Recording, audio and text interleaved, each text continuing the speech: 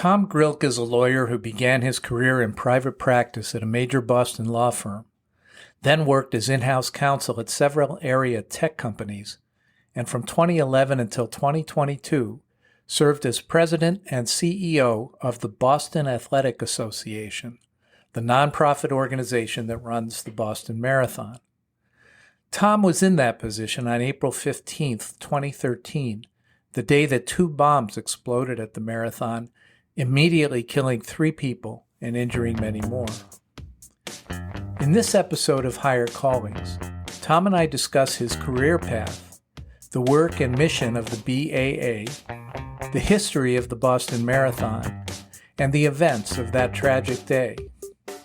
His story of how, in 2013, lives were saved by the emergency preparedness of the BAA and all the agencies, hospitals, healthcare teams, and law enforcement officials responsible for public safety at the event, as well as by the heroics of strangers and passersby who ran towards danger to help the wounded, is both fascinating and inspiring. It's a lesson in the importance of emergency preparedness and in the virtues of kindness and self-sacrifice and the nobility of the human spirit. So when you were told that there had been a bombing, what did you do? Well, I tried to go outside, but I couldn't do that. And so then, because people wouldn't let you go outside. That's right. Yeah, the police were trying to get people out of there, and they certainly didn't want anyone else coming in. Who knew what could happen? There were 2 explosions. Would there be 3, 5, 10? So people had to be stopped from going in. Cell phone service had to be turned off, so there could not be a remote detonation. That's a point, I think, as we go through this, for people to remember that we now know in retrospect that there were 2 bombs. At the time, you didn't know how many bombs there were. You may have known that 2 had gone off, but you didn't know if there were going to be more. Well, it was scarier yet because the police were then, and federal government FBI people were rapidly scrutinizing the area to find backpacks that had been left behind that were just sitting there. And in some cases, if they were sufficiently suspicious, those would be exploded. So there was still the sound of explosions going on, even though they weren't terrorist bombs. So it's quite an atmosphere. I'm Don Frederico, and this is Higher Callings. I'm with Tom Grilk, an attorney I've known for many years, who left the practice of law at one point to become president of the Boston Athletic Association and executive director of the Boston Marathon, as I understand it. Did I get that right, Tom? It's certainly close enough for this, yeah. Okay. I like that. That's a good standard we'll apply to this podcast going forward. It's close enough for this. It's achievable. Good. Tom, thank you for joining me. You and I have known each other a long time. It's funny, we practiced in the same law firm, but I think you left that law firm a few months before I started, which probably means you got wind of me coming and decided there must be a better place to work. But we've also known each other through alumni from the law firm and have been at Red Sox games together and all of that. What I want to do is explore a little bit about your career path and talk about working for an organization like the BAA. And then we're going to talk about the Boston Marathon and including, but not only, talk about the Boston Marathon that was run on April 15th of 2013, which will live in infamy as the one where there was a bombing. And you were in charge of the Boston Marathon at that time. But let's just start. Tell our listeners a little bit about yourself. Where did you come from? What's been your career path? And I'll interrupt with questions as you go. Searing inquiry is welcome. I live in Lynnfield, Massachusetts right now, north of Boston. I was born in Wakefield, Massachusetts. So while some people have gone a great long distance in their lives, I've gone about 4 miles. Went to Wakefield High School, off to Cornell University, later on the University of Michigan Law School, and then drifted over to the law firm then known as Hale and Dorr, where I had actually started as a messenger. I got out of the Army a little sooner than expected, and before I could head off to law school, I had some months to fill up, and a friend who ultimately became the Chief Justice of the New Hampshire Supreme Court said he'd just been working as a messenger, and perhaps the standards had fallen far enough that I could too. So I did, which got me acquainted with a great many of the lawyers there. And occasionally I would be asked to do things beyond just being a messenger, one of which was a big problem once when I was taking something to Washington. I called my college roommate's father, who was an esteemed lawyer in Michigan, and he said, "You're at the SEC? Do this." So I did, which made me a hero. I never disclosed the fact that I hadn't thought it up myself. Right. And when the time came to get out of law school, the people at the firm said, "Well, we don't take a lot of people from Michigan, or we haven't anyway. But we know you and you got to go to work someplace, so why don't you come here?" Which I did, and remained for the better part of perhaps 8 years. Terrific experience, wonderful people. And in those days, when you showed up, you worked across a variety of areas of practice. So a very nice, broad, and deep introduction to the practice of law. And then after those first years, left to go in-house. As you know, and as a great many people know, the practice of law in a law firm environment, and in those days it was mostly corporate for me, can be very intense. And it seemed to me that I had a choice to make between what I was doing professionally and what I was doing personally. Right. And whether my about-to-be beloved spouse, with whom I've been living for about 7 years, was going to hang in there or not. And I decided the right thing was to do something that provided just a little more opportunity for personal things. So I left and went to what was then a quite large computer systems company located near Boston called Digital Equipment Corporation, which was then the second largest computer company in the world, and did a whole variety of things there, beginning with looking after their litigation, and then dealing with business affairs, mergers, acquisitions. Spent 3 years living in Tokyo, engaged in trade matters in the mid-'80s at the time of the hegemony of Japan Inc., and then came back and became sort of at a number 2 level in the law department at Digital, and enjoyed it greatly. But the company did not do a perfect job of recognizing evolution in technology. And at one point, suddenly had to go to New York one weekend and sell the whole enterprise. And so we did.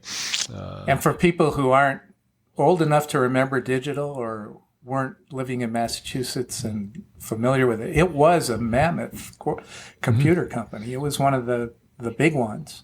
Obviously, I'm not speaking technically. I don't have that background, but I just know that Digital Equipment was one of the biggest employers in Massachusetts, as I recall. Is that right, Tom? That's right. At the very peak, worldwide, there are 140,000 or so employees.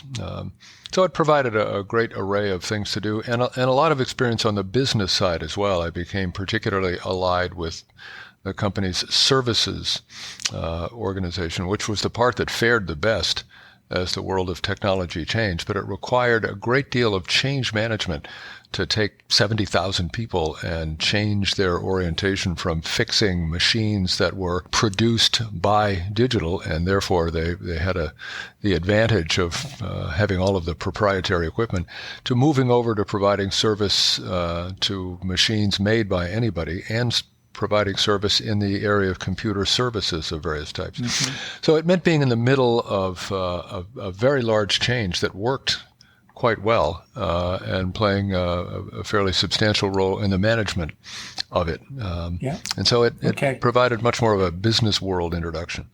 Great. So how long were you at Digital Equipment? I was at Digital Equipment for the better part of 20 years. The last year and a half or two, actually, with Compaq Computer Corporation, which had acquired Digital. So I stuck around there for a little while because it was economically advantageous to stay, as happens in those things. And always in the legal department at that point, or on the business side? That was always my landing point. Increasingly, I was more and more on the business side of things, got involved in communications a lot, would host company-wide video sessions, large group meetings, go and be the MC at large meetings around the world. That was nothing but fun. Good. And you had one or two other jobs in technology, didn't you, after I did. Digital and Compact? That's right. After I finished the period of time during which it had been advantageously economically good for me to stick around at Compaq, I then spent 2 years as general counsel for a company called Teradyne in Boston, still there, a semiconductor test equipment company, which was a wonderful place, still is, and people that I liked very much. Culturally, we were different. It was very much an engineering-driven enterprise that focused heavily on the procedures of total quality management, all of which was really good for critical thinking. But you would get through a problem, and something would be successful, and I'd want to go down to the tavern and celebrate, and other people would wonder why anyone would want to do that. What problem would that solve? Yeah. And then was contacted by somebody about a company that I did not know called Brooks Automation, another semiconductor-related enterprise making largely robotics for the semiconductor world and some other things, and went there to be general counsel for them and did that for 8 years. So where are we? Are we in the 1990s? We're now we have just gotten to, let's see, 2000. I went to Teradyne, and 2002 to Brooks Automation. Okay. Now, at some point in time when you were doing all these jobs for legal departments of tech companies, you also started becoming active in the Boston Marathon. Can you tell me how that got started? Yes, and as so often happens in the world of everything, entropy and randomness played a great deal of a role in all of that. For me, I found that the practice of law in the law firm environment was somewhat stress-inducing, and one, in order to deal with that, could either spend time at the two very jolly taverns near where we lived in the Back Bay, the Elliott Lounge and the Bull and Finch, which became Cheers. Yeah. Or one could fall back on something else, and for me, exercise was it. So I would go out and run for exercise, but to manage stress. I had never been a runner, but it was good for that. In the course of that, we had a messenger at the law firm who had been a collegiate runner and who also was he was a collegiate runner and very much involved in track and field running. He was a track and field race announcer, that sort of thing. So I began running with him along with a few colleagues from Hale and Dorr. And with that, because he knew really good runners, I became connected with some of the people in Boston who were part of something called the Greater Boston Track Club, which was about the third best country in the world at the marathon in those days, with competitors such as Bill Rogers, a 4-time Boston Marathon winner, Sure. Alberto Salazar, Boston and New York winner, world record holder, Greg Meyer, Boston Marathon champion, and a bunch of others. And in running with them, I learned that although they were spectacular competitors, if you were a U.S. athlete who wanted to compete internationally, you had to be an amateur. But if you were an amateur, you couldn't really afford to compete with subsidized athletes from abroad. And so I would help them, just as a friend, to find ways to make money that would not run afoul of the then existing amateurism standards. Yeah. So that got me closer to them. And then for this group, the Greater Boston Track Club, to raise money, I started a road race in Boston to generate money for them, which was quite successful, and so was then seen as somebody in the then quite small world of running, as somebody who knew what to do to put races together. We got to 19, and as a runner, I was still nothing special. I would struggle to qualify for the Boston Marathon that my friends were winning. Yeah, you were running with some pretty elite runners. Yeah, their best times were something like 2:09, and mine was 2:49, so I was like 3 towns behind them, something like that. That's still pretty darn good for most of us. It was good enough for me. It was enough to qualify. Yeah.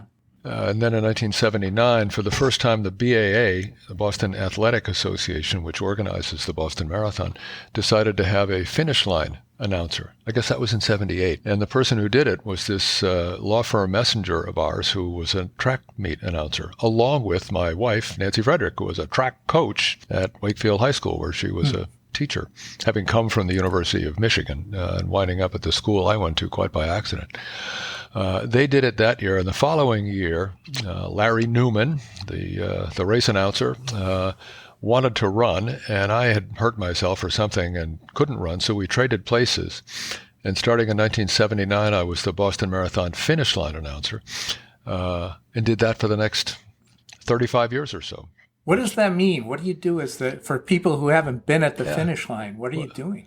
Well, for one thing, not running. It was a whole lot easier than that, and you could make fun of all the people you knew who were always faster than you were when they went by. Initially, it was just to announce to the people at the finish, the spectators, who the finishers were. But they also had no other way to know what was going on. There was no internet. There was no way to follow on really radio or TV very much. So I would talk about it more in a play-by-play sort of way. Who's running? What are their capabilities at a certain point in the race? Whose particular skills would be helpful? And just talk about what was going on. Did you have to become an expert on the various runners each year? One would have to prepare, yeah. But preparation was fun. And sometimes it was people you were running with or people who came into Boston to train on the course. So it was a very enjoyable circumstance, very much a who gets to do this sort of experience.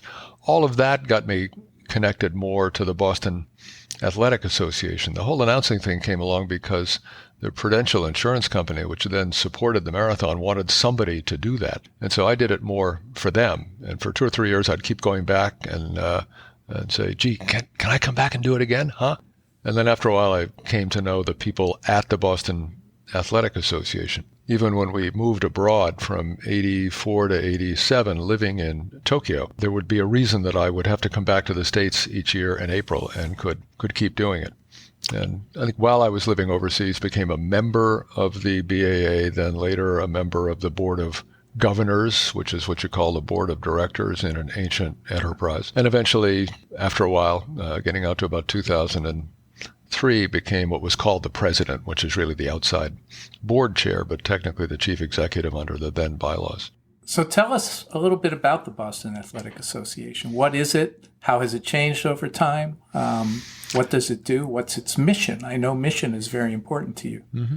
Boston Athletic Association goes back to 1887, and it was established in a manner very akin to a great many privileged white male athletic clubs of the time. Think of the New York Athletic Club as an example.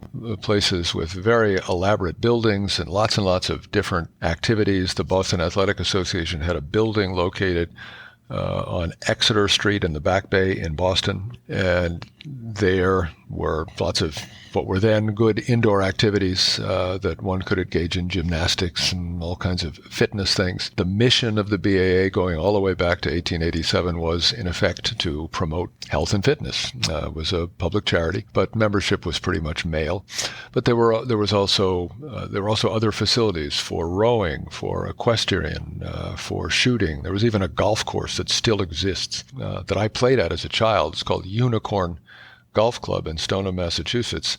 The logo of the BAA is a unicorn. I never made the connection that it was the residue of the BAA. The BAA had gone bankrupt at the time of the recession in the 1930s. And by the time you get to the 60s and 70s, all that was left was one indoor track meet in the Boston Garden, which ended in 1969. And the Boston Marathon. And so the BAA pretty much put on the Boston Marathon. The Board of Governors, by that point, was really just the race committee. And it was a fairly loosely organized enterprise that put on the marathon and not a great deal else. And what year did you say you became president? I took over in that role in 2003. Now, was that a full-time position, and was it a No, that was. You were still practicing law with the companies you were in-house. Yeah, with. That's right. It was very. It is the bylaws have finally been changed. It took quite a while, and now that position is the role of board chair, traditional outside board chair, not denominated as chief executive officer. That was really a holdover from before, but it did give one an element of control where that seemed important. The Boston Marathon had come under some considerable public criticism, especially from runners, because as you get into the 70s and 80s, the level of services for runners was very, very modest. The first one that I ran was in 1976 when it was 100 degrees at the start, so doing it at all was silly. But there were no fluid stations along the way to take care of people. There was a sign on the front of the press bus that said, "Hose the runners." That was kind of it. A few of us, a couple of years later, were asked to go and meet with Prudential, who, as I had said before, had a lot to do with helping to support the BAA and organizing the marathon.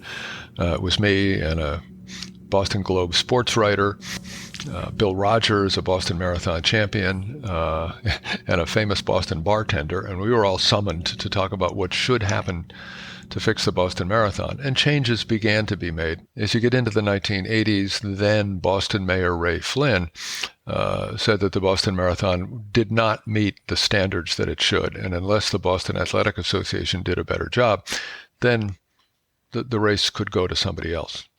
One of the noteworthy things about a road race, even something as major as the Boston Marathon, is that unlike most professional sporting events, the organizer doesn't own the stadium. It's not the Red Sox or the Patriots that have their own fields. You're running down public streets, and you can only do it for so long as you get the parade permit. And if it's given to somebody else, you're out. Yeah. So changes had to be made. And the biggest change was the advent of sponsorship. There had never been sponsors. It was seen as kind of a violation of the code of amateurism. It felt a little bit like the movie Chariots of Fire, for those who are familiar with that, about not having professional coaches in the Olympics in the 1920s. And John Hancock came along, largely in the person of their then head of marketing, David D'Alessandro, later the CEO, that really stepped in and provided substantial funds for the organization, but also a very high degree of organizational assistance. The BAA was still in charge, but John Hancock came in and helped make many of the arrangements, made all of the media arrangements, provided other services, that sort of thing. And it also brought with it prize money at a level not really seen in any other world marathons at that time. And by then, the rules involving running and earning money had changed. There were a few of us who had gotten together to challenge that. And by that time, runners could earn whatever they got. They could receive prize money without any risk or sanction. When you got started running marathons in the 1970s, was it still at that time all male? No, that changed at the very beginning of the 1970s. Might have been in the late 60s, but it had been all male. And then starting in about 1966, I think, Bobby Gibb, who was originally from Massachusetts, came all the way from California, where she was then living, thinking she could do that. She borrowed a pair of her brother's shorts, hid behind a bush at the front, and ran in, getting great support from all the runners and not really being noticed. And she was the female champion for 3 years in an era before women were recognized as runners. And then it might have been all the way out to 1971 when women were, I forget the year exactly, 69, 70, when women were recognized as appropriate competitors and could be entered in the race. Yeah. And what about it, the international aspect to it? Has it always, at least as far back as you've been involved with it, attracted international runners? It's gone back a long way, yeah. The real advent of international champions began to appear probably in the 1940s, just after World War II. A borderline starving Greek came over to call attention to the plight of Greeks who were suffering in the aftermath of World War II, Stylianos Kyriakides. And Kyriakides won the race. And then the BAA began accepting Japanese runners who were not accepted to anything in the U.S. in those days in the wake of the war. And then with the Boston Marathon being seen as the oldest continuously run, annually conducted marathon in the world, more and more runners came from overseas. So there would be more international champions than domestic ones. I want to get in a couple of minutes to the issue of what happened in 2013, the bombing. But before I do, let's flesh out a little more about the BAA. I know the BAA has a charitable mission, and it has expanded into a number of areas besides the Boston Marathon since the beginning of your involvement. I'm not suggesting you're the one necessarily all by yourself who made that happen, but far from it. But tell us a little bit about what does the BAA do today? What are the things that it wasn't doing in 1978 that it does now in 2024? Let's go back to 1887 and mission. The mission of the BAA since 1887 is really unchanged, to promote health and wellness. The words have changed a little bit. The phrase about manly sports has been cast aside, but that's really been it. And simply having the Boston Marathon is something that people aspire to, has been very helpful that way. It moves them into a healthier lifestyle. The Boston Marathon, outside of the Olympic Games, is the only marathon in the world that you have to qualify to run in. So people have to meet a particular qualifying standard appropriate to their age and gender. That's very difficult. If you meet it, you're in about the top 12% of runners in your age and gender in the whole world. And so that has made the Boston Marathon, in some ways, the most aspirational event for a great many people. Just to qualify sets you apart from almost everybody else. It is sometimes said that the hardest part of the Boston Marathon is getting in. And that's about 84% of the field. The balance of the field is predominantly charity runners, and there are times when people who have qualified for the Boston Marathon but still couldn't get in because there wasn't room will complain about the fact that there are charity runners in there. The field size for the Boston Marathon is limited by the cities and towns along the way who, as we noted a moment ago, own the roads, and they want to get their towns back. So it has happened on a number of occasions in recent years that even people who met the qualifying standards couldn't get in because there wasn't room for them. And they will sometimes complain that there shouldn't be charity runners there. The charity runners do certainly advance the mission of the BAA, because the people who are doing it are trying to help the world be a little bit better. And a great deal of it is focused on health and wellness. When you talk about charity runners, you're talking about runners who are raising money for charity? Who are raising money for charity, who are required by BAA rules each to raise at least $5,000. And in recent years, the average amount raised by charity runners has come to exceed $10,000. Mm-hmm. And for them, the challenge is at least as daunting, because they not only have to train and get ready to run 26 miles, 42 kilometers over hill and dale in what can be very challenging weather circumstances, but they also have to go up and hit up everybody they ever knew for money. So they are putting an enormous amount of effort into what they do. And there's a few percent of the field that where entrants are determined by, say, the cities and towns through which the marathon goes, or some spots given to charities, people who enable the whole, or given to sponsors rather, people who enable the whole thing to go forward. But the vast majority of people who run are either qualified runners or running for charity, and even the cities. And then there's also a wheelchair race. Can you talk about that a little? Yeah, there are start with wheelchairs. The first wheelchair competitor was a guy named Bob Hall from Belmont, Massachusetts, and back in 1975. The then head of the BAA, Will Cloney, who was the president, board chair, as it were, told Bob that if he could cover the marathon distance in 3 hours, the then qualifying time, he could compete in his wheelchair. And he did. And so he began what was thought of for a long time as the wheelchair division.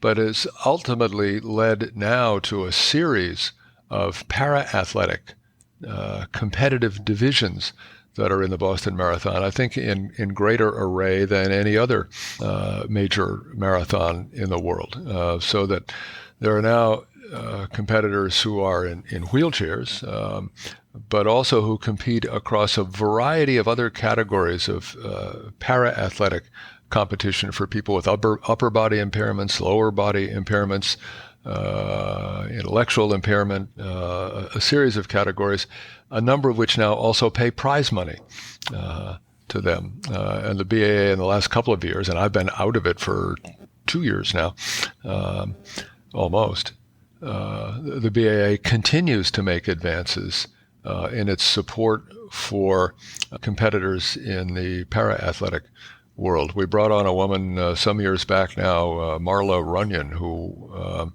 a visually impaired runner who was Paralympic gold medalist, placed fifth, just running all by herself in New York, placed very highly in the Boston Marathon, and then went on to work in the area of support for people who are visually impaired, and then came to work for us and was a leader in helping us understand how a better job could be done. And the people in charge of the BAA now, starting with Jack Fleming, who is the president and CEO, continue to advance work in that area. Of the 6 Abbott World Marathon Majors events, the 6th largest mass participation elite marathons in the world, which is Boston, New York, London, Chicago, Berlin, and Tokyo, all have solid commitments to that, along with Boston, London, and New York also lead the way in doing that sort of thing. It has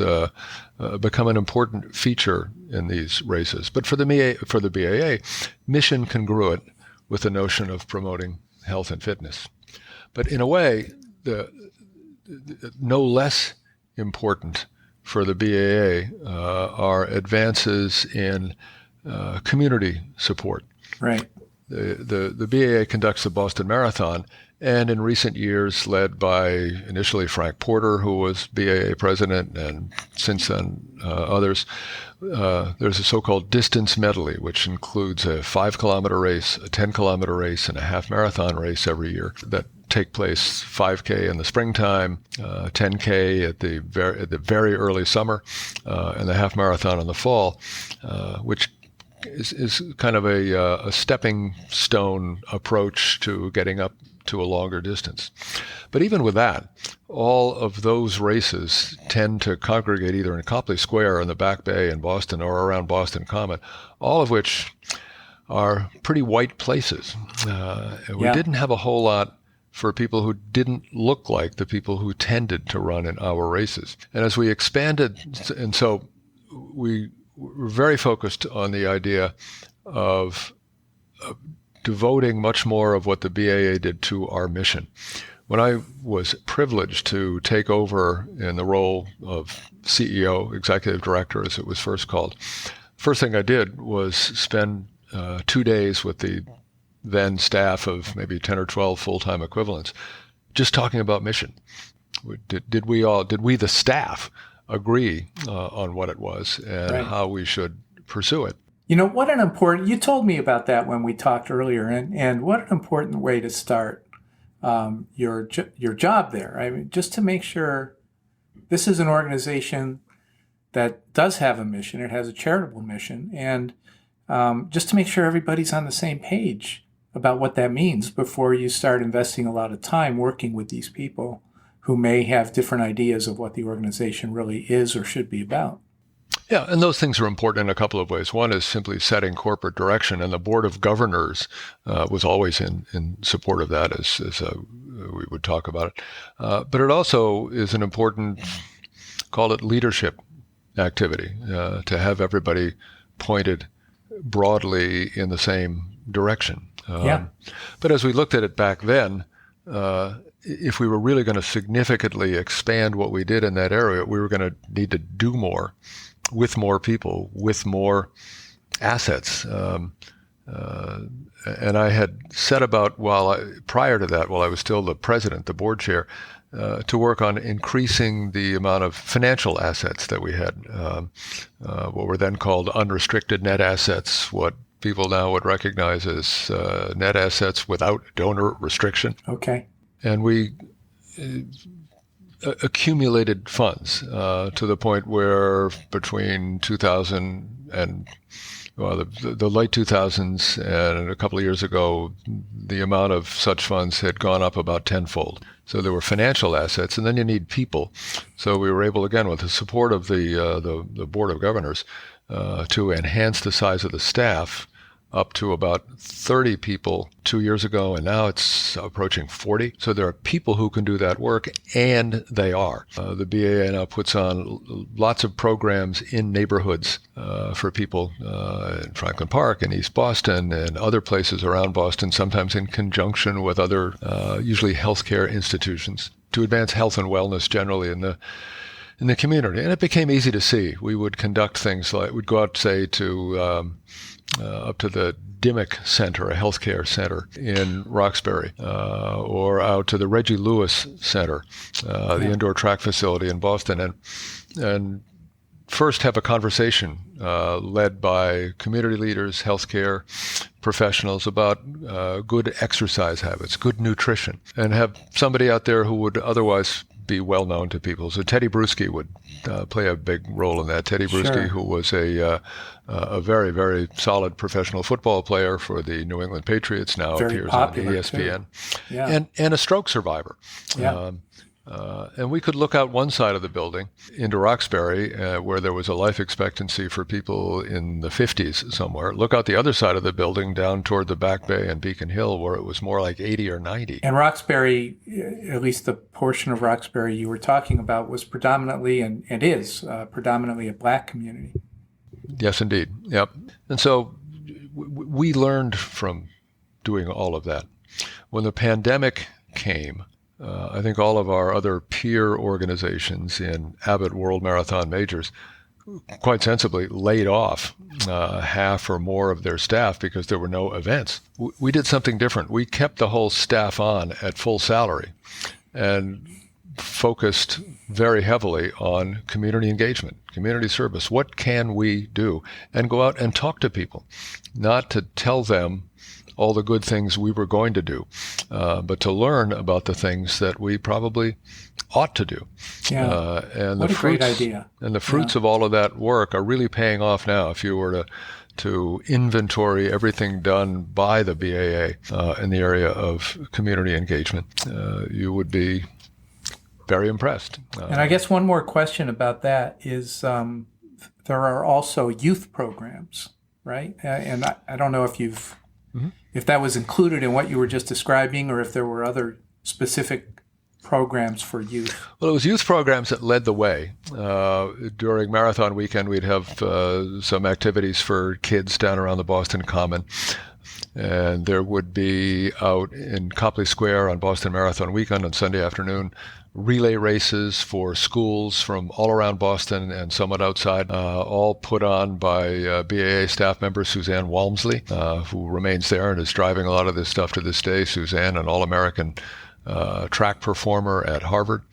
She was kind of the one who did that for quite a while. And then as activity in that area increased, now there are more people who are doing that. Suzanne played a strong role in leading that, as did Marla Runyon, who I mentioned before. So am I right in understanding that some of these changes, sort of the expansion of the mission playing out in Boston, happened when you were still a volunteer for the organization, and then some of them happened after you became the great full-time? increase is just in the last few years. Okay, so that was when you were there as... It's when we had getting your titles confused. Yeah, that's right. It's hard. President. Yeah, when I was leading, when I was in charge day to day. Okay. It was able to happen. The commitment was made early, but one needed the resources to really bring it all to life, which we were able to begin to do in a serious way a few years ago, and which Jack Fleming and others are greatly advancing now. So that was also a significant part of your legacy as head of the organization. It was an important part of what I was doing. Yeah. Yes. Yeah, it's really what I was doing there. That's what I wanted to see. The BAA really live live out its mission and to help have the resources available to enable that. It's one thing to have a nice thought, but then you got to have the resources available to do it. And now that the resources are there and the commitment is there, that work will continue to expand, I'm sure. So now you began your full-time role in 2011 at the BAA. I did. And had a couple of marathons under your belt before 2013, or just one at that point? Two of them. 2011, which I had pretty much I had been on the job for probably all of 15 weeks or something when that one took place, which was a magnificent day. A world best time was run. I was struggling to find a way to take credit for it, but there was simply no basis for it. Yeah. Well, and you wrote an article for Boston Magazine last year, marking the 10th anniversary of the bombing year. And I think you quoted something that Mayor Menino had said to you about the Boston Marathon Day. Well, Mayor Menino would say to many people, I happen to be around once in a while, that it was always the best day in the city of Boston. That it was everybody enjoyed it. It was a day of joy for all. Yeah, I think for people who don't live in Massachusetts, we probably need to explain that Patriots' Day is the state holiday when the Boston Marathon is run. So all state offices, all schools are closed on that day. There's a Boston Red Sox game that I think starts at 11 a.m. or something like that at Fenway Park every year, a home game. Mm-hmm. And then the Boston Marathon begins in Hopkinton. What time does the race start? It starts before the Red Sox game, right? It does, and of course there are lots of starts with the particularly with the various para divisions. But the things really get going at about 9:30. Wheelchairs get going. It used to be that the women would start first so that they would have a clear place to run. Now the men start first, so they're not catching up to the women. The dynamics of all of that, the flow dynamics of it, are fascinating. It's an exercise in fluid dynamics, orchestrated by people who know much more about liquids than they do human beings, and then translate it over. But it's a holiday here. It's less and less of a holiday these days. Schools are closed, government is closed, but more and more businesses are open. But with the history of the race, the Boston Marathon goes back to the 1890s. 1897 was the first one. And people, families, have been coming out to support it for all of those decades, for 128 years now or something. And that tradition is an enormous part of what makes the Boston Marathon special. Families have come out to the same place on the course forever to cheer, to support their runners, to just have fun. It's often the opening day of spring for a great many people. Flowers are coming out. There's not quite leaves on the trees, which is too bad on a hot day. And they also come out because they have a kind of a proprietary sense for it. It's their event. And they come out to support their runners on their course, which they have made available for the day. And they've always done things to help. If it's a hot day, then if you're a runner, now there are fluids available along the way and lots of support for that. But still, families are out there providing water or enhanced drinks or frozen beverages, frozen things, orange slices. Little kids have a great time bringing stuff out to everybody. Everybody enjoys feeling as though they are participants in the race. If a runner is having trouble, people are encouraging in the strongest way they possibly can. Even if they're not having trouble, people enjoy encouraging them. Runners, all of us encourage runners to write their name on their shirt or their race bib, so people will know to say, "Hey, Don, way to go, looking good." Right. There was a little TED Talk I did some years ago now, and the title and the theme of it were, "In Boston, everyone owns the marathon."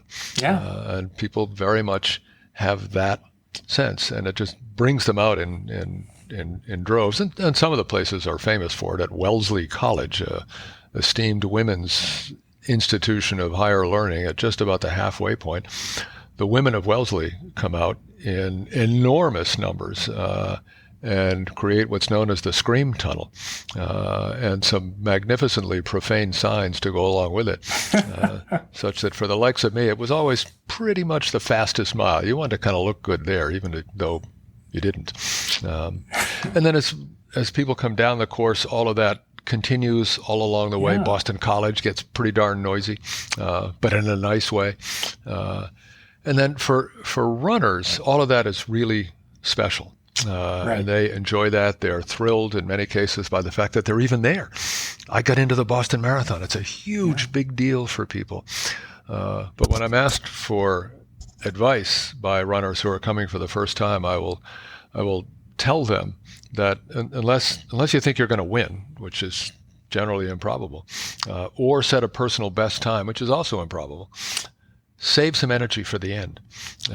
Make sure that you're coherent when you come down to what is famously referred to as right on Hereford and left on Boylston Street. That is to say, make the last right turn up toward the finish line, up an annoying little hill, and then left turn on Boylston Street, which is where the finish line is, some 634 yards away, so that when you make that turn, you get to experience the thousands and thousands of people who are out on that street in what is by then kind of a throbbing urban canyon of people who are cheering just for you. Yeah. All the other major marathons finish in a park. They tend to spend more time in the city than the Boston Marathon does. But then you get to Central Park in New York, or Hibiya Park in Tokyo, or Buckingham Palace in London, or the big park in Chicago where they finish there. After you go through the city, the noise at the finish kind of dissipates a little bit. Huh. But when you run down Boylston Street, it echoes and resounds and pounds powerfully. It is quite the most thrilling thing. And the spectators who are there for a reason, because they know that they can sort of do that for people, and they enjoy seeing the reactions. I can't think of an event in Boston that does more than the Boston Marathon, of just bringing people together. People in the city, people in the suburbs, along the route of the city. It's just such a joyful event. I've been there several times, not running, watching people run. And it's just something that I think Boston has always been and always will be very proud of. And you should be very proud of having been associated with it and leading it for so long. Oh, great to be able to do. And one part of the role of being leader is don't screw it all up. Right. It's kind of like the original Mercury astronauts who sat on the top of a rocket. Their first thought was, "Dear Lord, please don't let me goof this all up." Well, and that's a good transition into talking about what happened in 2013, because as bad as that event was, and it was horrible, it actually could have been a lot worse, except people like you, and you in particular, I imagine, who were thinking, don't screw it up, were also thinking, how do we make sure we're prepared for the worst? And that ended up, I doubt that anybody would disagree with this. That ended up saving a lot of lives. It did, but for sure. You didn't know there was going to be a bombing. You didn't know anything bad was going to happen. What was the day like when the day started? Was this another, like 2011, where it was a nice, sunny, beautiful day? It was as good as days gets. As good as days get for running a marathon. It was that rare combination of being a wonderful day to watch. It was kind of sunny and pleasant, but also a good day to run because it wasn't real hot. Right. So there were lots and lots of people out there, and by the time the bombing happened at 2:49 in the afternoon, 85% of the field had already finished. So it was party time on Boylston Street at the Boston Marathon finish. So everybody was having a great day. And then where were you when you got the news? I had just gone inside. That was my last year as being also finish line announcer.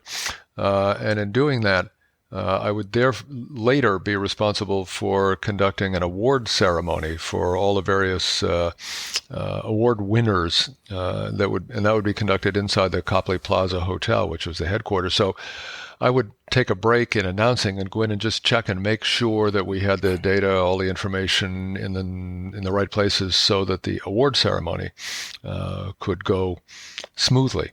So I went in to do that. And while I was inside, down in the bowels of the building where we had all the computers, the explosions took place. I didn't even know it happened. And when I tried to go back outside, somebody said, "Hey, I hate to be the one to tell you this, but here's what happened." Do I remember correctly? There were 2 bombs that went off? There were, yeah. And that was very close to the finish line. One was quite close to the finish line. Yeah, that was down by the Marathon Sports store. That was, I don't know, 30 yards or something from the finish. And the other one was up at the Forum restaurant, about a block and a half, 2 blocks up the road, as runners were coming down. So when you were told that there had been a bombing, what did you do? Well, I tried to go outside, but I couldn't do that. And so because people wouldn't let you go outside. Yeah, that's right. Yeah, the police were trying to get people out of there, and they certainly didn't want anyone else coming in. Who knew what could happen? There were 2 explosions. Would there be 3, 5, 10? So people had to be stopped from going in. Cell phone service had to be turned off so there could not be remote detonation. That's and that's a point, I think, as we go through this, for people to remember that we now know in retrospect that there were 2 bombs. At the time, you didn't know how many bombs there were. You may have known that 2 had gone off, but you didn't know if there were going to be more. Well, it was scarier yet because the police were then, and federal government FBI people were rapidly scrutinizing the area to find backpacks that had been left behind, that were just sitting there. And in some cases, if they were sufficiently suspicious, those would be exploded. So there was still the sound of explosions going on, even though they weren't terrorist bombs. So it was quite an atmosphere. So tell us what happened after the bombs went off. What was happening outside? I know you might not have been an eyewitness to all of this, but you certainly know now. I'll describe what happened, but what happened was in large part the result of a great deal of preparation that had gone on beforehand.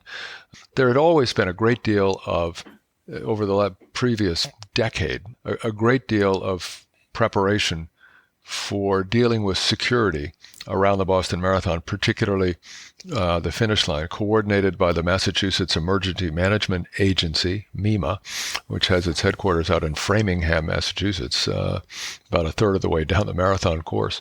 And at those meetings, there would be a gathering of all public safety and medical groups that might need to be involved. So you'd have police, fire, EMS from each of the 8 cities and towns along the way, state police, various other state agencies. There would be at least one representative of all of the federal agencies that would be involved every year, which would include the FBI, Homeland Security, the Secret Service, the Federal Aviation Administration, the National Guard, which would be involved. There would be hundreds of federal people who got involved, and on the order of a couple of thousand others, various kinds of law enforcement people who you saw or didn't see. The EMS, Emergency Medical Services personnel from all of the various areas, so that people could be ready. In the 2 years that I was on board before the explosions of 2013, we had 2 24-hour, what sounded like live fire exercises to prepare for catastrophe at the Boston Marathon, whether it was gunfire, could have been bombs, could have been smoke, could have been explosions from beneath the road, a gas explosion or something, involving all of the public safety agencies, the emergency medical people, and the 6 to 8 really level 1 trauma centers in the area in and around Boston, many of which were quite close to the finish area, so that when those things were done, the preparation was not only for law enforcement to respond, and you would hear rifle shots going off and people running all over the place, but there would also be ambulances screaming all around. The residents were terrified. They would call City Hall and ask the mayor's office what in the world was going on.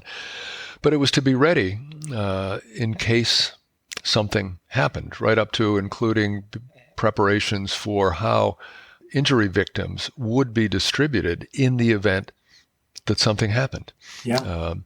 And a whole lot of planning went on. The head of Boston EMS, he's still the head of the Boston EMS group, Jimmy Hooley, put it really well after the bombing when he was describing all the preparation. He said, preparation, rehearsal, planning gets a little repetitive, gets a little boring until you see what happens in the real world. Yeah. And what happened in the real world, the saving of lives, was a testament to all of the preparation work done by all of those organizations. So what happened when the bombs went off? Well, it was horrible, of course. 3 people died immediately, and hundreds of others were injured, many of them horribly. But just as a broad statistic, apart from the 3 people who we so tragically lost that day, everyone else survived. The 30 most seriously injured people were at a hospital operating room within 18 minutes. All of the most seriously injured people were at the hospital within 47 minutes because of the preparation work that they had all done. So that as people were moved into the medical tent, they were immediately triaged, brought up to the other end of the medical tent where the ambulances were, with the race being pleasant and having very few medical problems. There were maybe 16 or 17 ambulances staged. When the bombs went off, that number went up to 73. Yeah. And you had a number of hospitals who were actually ready in case they needed to treat people because they had prepared in conjunction with everybody else, so that when the injured people got to the ambulance end of the medical tent, there were a couple of people there who were responsible for allocating them to the right hospital that could provide the treatment they needed and had not been overwhelmed by other injured people. So it was as efficient as one can imagine. When I describe this at other marathons, people are slack-jawed at how well that went because of all the work that they did. So that's one important piece of it. So you had EMTs, you had hospitals, you had ambulance drivers, you had all the emergency response people prepared through all the training and preparation and planning that had been done. But the other element of it that you couldn't have prepared for are the strangers who just came in and helped. And helped to save people's lives. Can you talk about that? Sure, and that we couldn't have counted on. And the short answer to that is, of course, you never know what people will do. But in a minute, I'll come back to something else where a whole lot of work went into having as many people as engaged as they could be, because someday you might need their help. When the bombing took place, the 2 explosions took place outside the area that we, in quotes, controlled.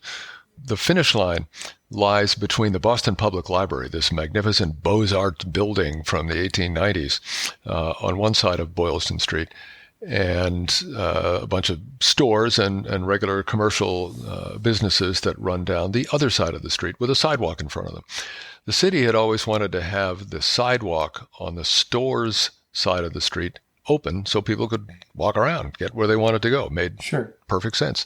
And there were barricades, like snow fencing type barricades, along that side of the street, that side of Boylston Street, to prevent people from jumping out into the race.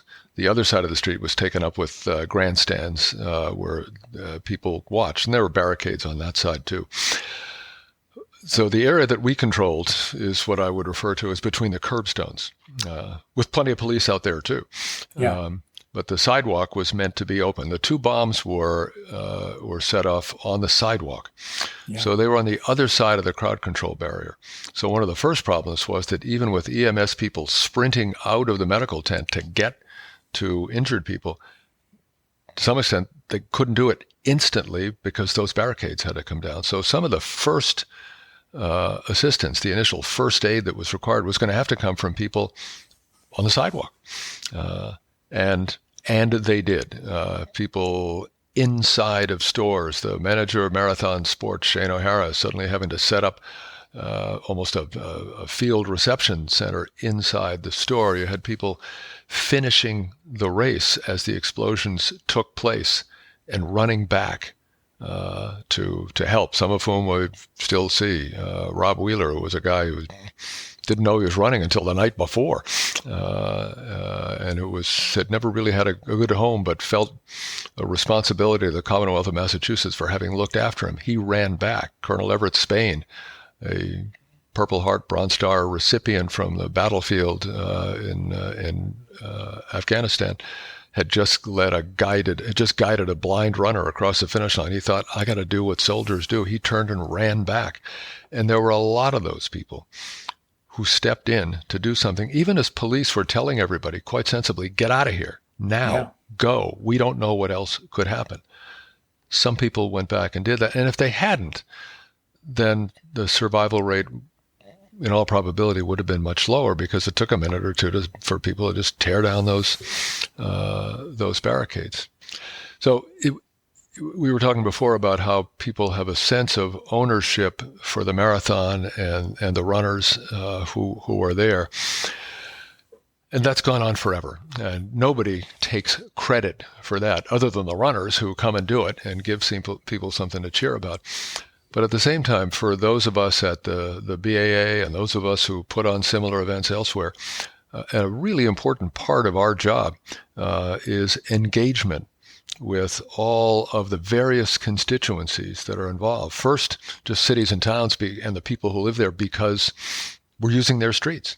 But then as much as possible, engaging with all of the volunteers, all of the people who come down as spectators, to make them feel as special as possible, to have them continue and deepen their sense of owning the event. Because if something happens, well, some of them will, perhaps irrationally, jump in and help. And they did. If I had to plot the time that I spent at the BAA, the single greatest area of activity may have been just outside engagement, going to events all over the place, all the time, just to express both a sense of gratitude and a sense of connection with all of the constituencies that we connect with, and those people probably would have done everything they did anyway, but one feels the need to do all one can to deepen that. Well, I think that's a wonderful lesson to learn, really, for any organization, being engaged in your community and really having the support of your community through the work you do to foster that support. Well, this was really a horrific, extraordinary event, one that nobody expected, even though you had planned for a bad event. And you had a combination of people who were part of that planning and part of the emergency response to the unanticipated event. And then you had other people joining who just were there and were willing to put themselves at risk because they too didn't know if there were other bombs, and they didn't know what they were running into when they chose to do that, but they wanted to help. And I think that's just a remarkable story about the decency of many people in this community and anywhere in the world, that there are people who will be willing to sacrifice their own potential safety to help other people who need the help. And the planning was, sure, and the planning was conducted in that spirit, and very much by all of the people that I'm describing, led by the Mass Emergency Management Agency, Kurt Schwartz, who was running that, but all these other agencies that got together to work it out themselves. Certainly, we didn't tell them how to do those things. Yeah. We don't know how to do those things. We would just, as much as possible, engage and support them in doing that. And one of the interesting phenomena in all of that is, if you watch enough TV police shows, you know that there is no love lost among the various levels of law enforcement. That city people don't like the state people nosing in, and the state people don't want the feds nosing in, and the feds don't trust all those other people. Nothing could be further from the truth. In my experience over 2 decades, everybody who would come to those meetings at the Mass Emergency Management Agency was only looking for ways to help. There was never a whiff of interagency rivalry or any of that, including on the day of the bombing. Everybody was working together, and and coming to help us. Ed Davis, who was then the Boston police commissioner, a little later that night, I'm walking around in a bunny suit in the crime scene just to see what's going on. I didn't even know him. Comes over and says, hey, Tom, whatever you need. I said, well, yeah, thank you, sir. That's very kind. No, listen, whatever you need. And right after that, it was Jeff Sellette from the FBI, who was conducting the investigation when they took all of everything they found over to the seaport into a big pier building there, offering the same sort of support. And they worked that way with one another. The collaboration across agencies among people, and then all the hospitals, no rivalry among hospitals. They drove all of that stuff, and they saved a lot of lives. And we focused on the emergency response and triaging the people who had been injured. But another very important part of that was the law enforcement piece that took place afterwards. If I remember right, and I'm just doing this by memory, Tom, so correct me if I'm wrong, it took maybe 2 days for the surviving person who was ultimately convicted of the bombing to be apprehended. Is that right? Was it 2 days, or did it just seem like 2 days? It was about 5 days. Oh, that much. Okay. Yeah, so there, for people, again, who weren't in Boston at the time, I mean, the city was basically locked down. People were encouraged to stay in their homes and not walk around the city of Boston because nobody knew where these people were. Yeah, there was a lot of work being done by the FBI, state police, local law enforcement in Boston to try to identify the killers. And about 3 days into that, the FBI then thought they had a pretty good line into who it was. Yeah. And so on that, Thursday night, Friday, after the Monday bombing, the mayor and the governor put out a statement saying, we want everybody to stay home. We're everybody locked down. Don't go out. We want to be able to catch these people. And if for people who've grown up around Boston, you would know that for a great many people, if the mayor or the governor said, we want you to stay home, the reaction might not be terribly favorable. Right. But all. This was an extraordinary event. And nobody went anywhere. Nobody. It was stunning. Well, I remember it well because I had a son who was living in Boston, and he stayed home. And I had another son who was living out in Marlborough, and I went out and connected with him because that wasn't, the people were allowed to move around that far out of the city. But I just remember how frightening it was and suspenseful. But my point of raising that was just to say that you mentioned all the different agencies that were there on the day of the bombing, at the time of the bombing, who were rendering all the healthcare assistance. But law enforcement also played a very important role and did a wonderful job, I think, for the city. Oh, everybody, because everyone was prepared. If there was a lesson that came out of that at a very high level, kind of in the context of leadership, it is that there is heroism in preparedness. And I know, I think it might have been the day after the bombing or shortly thereafter, President Obama came to Boston and Governor Patrick joined him for an interfaith service. I guess that must have been a few days later. And you were there for that. Do you want to just say a few words about that? Yes. I think it was Governor Patrick who collaborated with President Obama. They thought it would be good to have an interfaith service, as you properly describe it. It was conducted at the Holy Cross Cathedral in the south end of Boston, which is a great big cathedral and looks like what your mind's eye would tell you. And a great many people, of course, wanted to attend. Attendance was only so many people could get in there. President Obama and Mrs. Obama wanted to meet some of the volunteers, and so they were gathered in the adjacent gymnasium of Cathedral High School. But one could only be in the cathedral or in the gymnasium. You couldn't do both. And so with one other member, I think, of the BAA board, it was pretty clear to me where I belonged. And I was down in the gymnasium with the volunteers. We watched the service going on next door. on TV. And then the president came down along with Mrs. Obama to meet some of the volunteers, and we had them arrayed in a large semicircle across the entirety of the gymnasium with either yellow jackets, which were the colors of the volunteer jackets that year, or white if they were medical volunteers.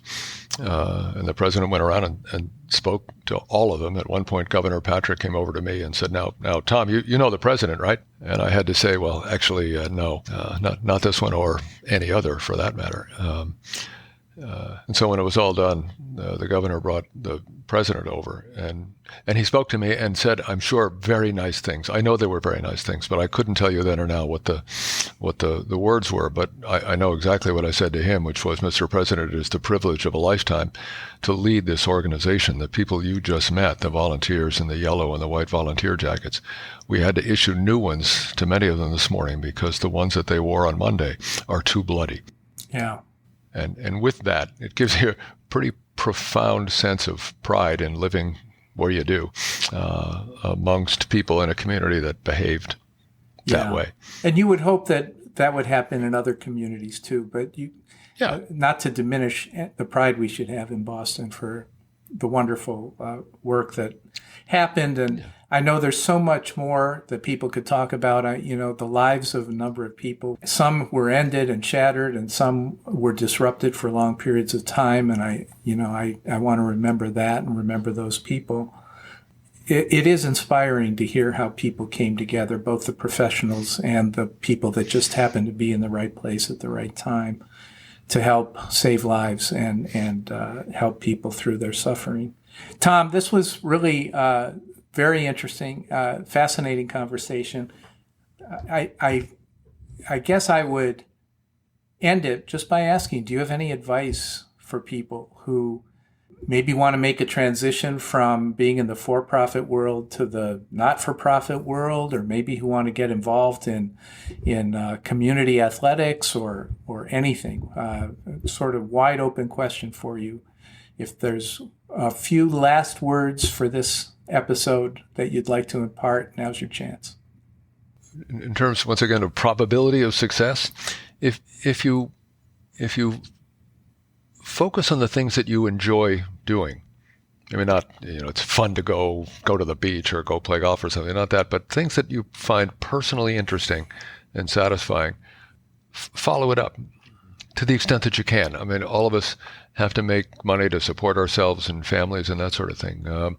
But the more you go toward things that you like doing and that you feel good about doing, the more likely you are to run into things that are good for you.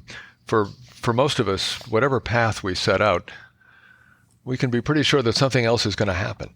There'll be things along the way that bump us one way or the other. If you find things that you like doing, that make you feel good, even if they're hard, and sometimes you feel better about achieving something that's difficult than you do something that's easy. So I'm not talking about something that's simple, but something that you find engaging and where success in that leaves you feeling fulfilled.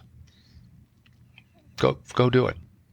Which can be pretty hard sometimes because certainly there are a great many people who have followed lives of public service who wind up with a level of frustration because you can't fix everything. And it tends not to be all that economically rewarding. But there are ways that one can follow that sort of personal interest that don't have to lead to frustration. Whatever you like is probably the best way to go. Great words to end on, Tom. Tom, thank you very much for your time. This was a lot of fun. It was great to reconnect with you, and I'm glad our listeners will have a chance to hear from you about everything we covered in this episode. So thank you very much. Fun for me too, Don. Thank you. I enjoyed it very much. You take care. Okay, so long. This has been an episode of Higher Callings. Your host is Donald Federico. Music is provided by Fancy Mountain, and our logo was designed by Matt Pedro. The associate producer is Brian Federico. Higher Callings is a production of Federico Media, LLC.